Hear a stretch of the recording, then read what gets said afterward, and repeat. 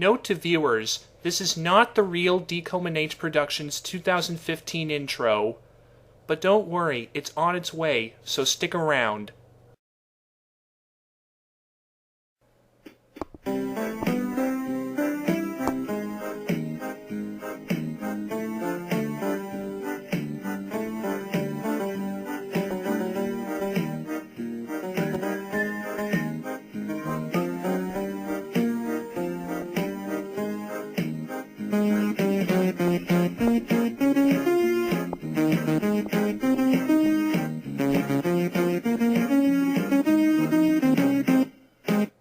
Every afternoon, Thomas the Tank Engine puffs along his branch line with Annie and Clarabelle.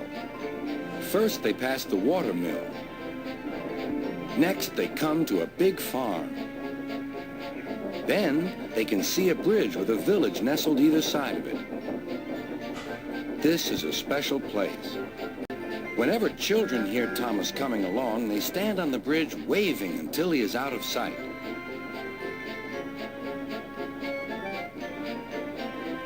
One day, Thomas was running late. He had stopped at the signal before the bridge to talk to some new children. Percy the green engine was waiting too. "Hurry up, Thomas," called Percy when the signal dropped. "If you're late, Sir Topham Hatt may get a new engine to replace you." He would never do that, thought Thomas, but he was worried. Next day, Thomas hurried along the line. Just ahead was the goods yard. There, on the platform, was an inspector waving a red flag. Next, Thomas saw some children. They were waving too. Something must be wrong, thought Thomas. This station is for goods, not passengers. "Help, Thomas, help! We're glad to see you," called the children. "Please, will you take us home?"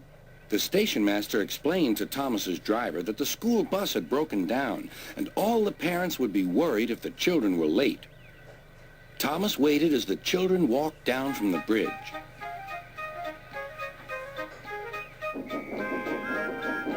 Then he took the children to the next station where Bertie was waiting to take them home. When Thomas finished his journey, he was very late. He was worried that Sir Topham Hatt might be cross with him. "I warned Thomas," puffed Percy to James. "He's been late one time too many. He'll be in trouble now." But next morning, when Thomas picked up his passengers, Sir Topham Hatt was nowhere to be seen.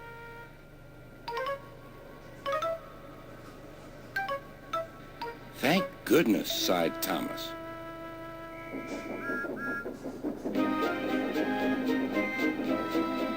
Thomas knows every part of his branch line.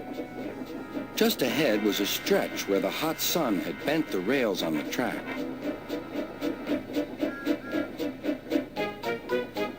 "Careful, Thomas," called his driver, but it was too late.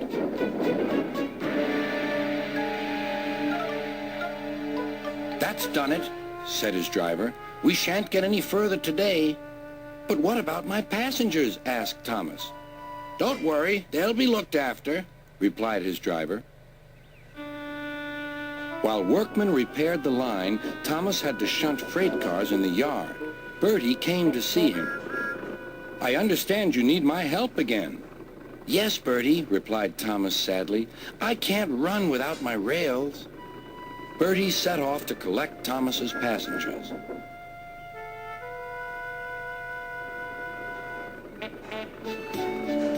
"Hello, Bertie," they said. "We're glad you're here." Bertie drove along the road that runs by the railway. He stopped at each station along the line. Sometimes he stopped between stations to let people off closer to their homes. Thomas felt miserable. "I've lost my passengers to Bertie. They'll like him better than me." Sir Topham Hatt arrived. "Your branch line is repaired. I'm going to change your timetable so that you and Bertie can work together more." When Thomas reached the station, there, to his relief, were all his passengers. "Bertie is a good bus, but we missed our train rides with you," they said. Later, Thomas spoke to Bertie. "Thank you for looking after my passengers." "That's all right, Thomas. I like to make new friends, but I'm glad to share them with you." "You're a good friend indeed," replied Thomas, "and always will be."